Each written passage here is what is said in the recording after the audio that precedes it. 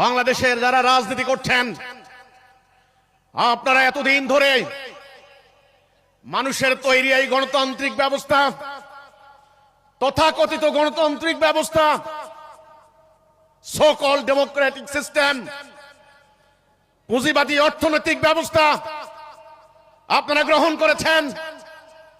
রক্ত দিয়ে মানুষের তৈরি এই ব্যবস্থা কার্যকরী করেছে। ব্রিটিশরা ৩০০ বছর আমাদেরকে শাসন করেছে, শোষণ করেছে, লুণ্ঠন করেছে, ট্রিলিয়ন ট্রিলিয়ন ডলার তারা লুণ্ঠন করেছে। আজকে তারা উন্নত রাষ্ট্র, আমাদের রক্তের উপর দাঁড়িয়ে তারা উন্নত হয়েছে।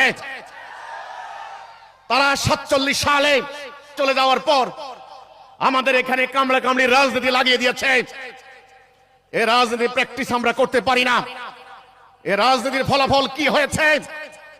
যারা এই ক্ষমতায় যাচ্ছেন, ট্রিলিয়ন ট্রিলিয়ন ডলার বিদেশে পাচার করে দিচ্ছেন, স্বজনপ্রীতি করছেন।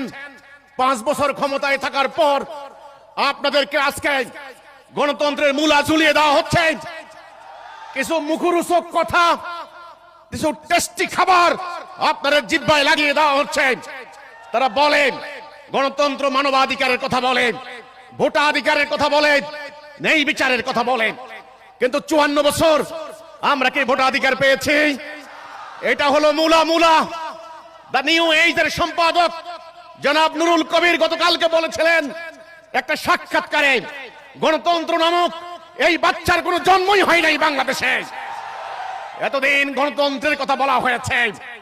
আমি বলতে চাই, নির্বাচনের দিন একদিন জনগণের মাথায় কাঁঠাল ভেঙে ৫ বছরের জন্য এই বাংলাদেশ থেকে তারা ইজারা নিয়ে নেয়। একবার ব্রিটিশ চিরস্থায়ী বন্দোবস্ত করে আমার বাংলার জমিনকে চিরস্থায়ী বন্দোবস্তের মাধ্যমে জমিদারদের কাছে সম্পত্তি ইজারা দিয়েছিল। এটার নাম চিরস্থায়ী বন্দোবস্ত। ঠিক তেমনি ব্রিটিশ চলে গিয়েছে, তাদের তৈরি করা রাজনৈতিক ব্যবস্থা যারা কায়েম রাখতে চায়, মানুষের তৈরি এই ব্যবস্থা, তারা ৫ বছরের জন্য এই দেশটাকে জমিদারি তালুত মনে করে। একদিন আপনার পায়ে পড়ে, একদিন আপনার সাথে কোলাকুলি করে, একদিন আপনার পিঠের ময়লা সাফ করে দেয়, আপনাকে আব্বা ডাকতেও কোনো চিন্তা করে না। ওই একদিন পরের দিন থেকে আপনাকে আর চেনে না। ক্ষমতায় যারা যায় তারাই হয়ে যায় ফ্যাসিস্ট। আমি কোন দলের নাম বলছি না, আমি কোন ব্যক্তির দোষ দিচ্ছি না। সিস্টেমটাই এমন, বাঁকা রাস্তায় কোনোদিন আপনি সোজা চলতে পারবেন না।